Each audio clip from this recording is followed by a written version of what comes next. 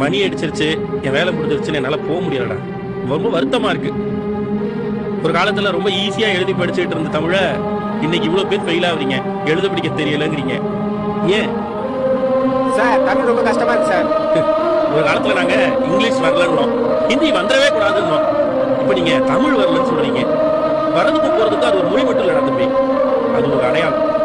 அந்த அடையாளத்தை இழந்துட்டு எந்த மொழியில போய் எந்த மொழி பேசிட்டு இருக்கலாம்னு நினைச்சிட்டு இருக்கீங்க. கல் தோன்றி மண் தோன்றா காலத்தை முன் தோன்றிய மூத்த மொழி என் தமிழ் மொழியை நான் சொல்ல. நீங்க கேட்கிற ChatGPT ஜெமினியை கேளுங்க, பக்கம் பக்கமா உங்களுக்கு எடுத்து சொல்லும். வீட்டுக்கு விருந்தாளி வருவான், இருப்பான், சாப்பிடுவான், போயிருவான். அவன் இருக்கிறதுல பயங்கர சந்தோஷமா இருக்கும்.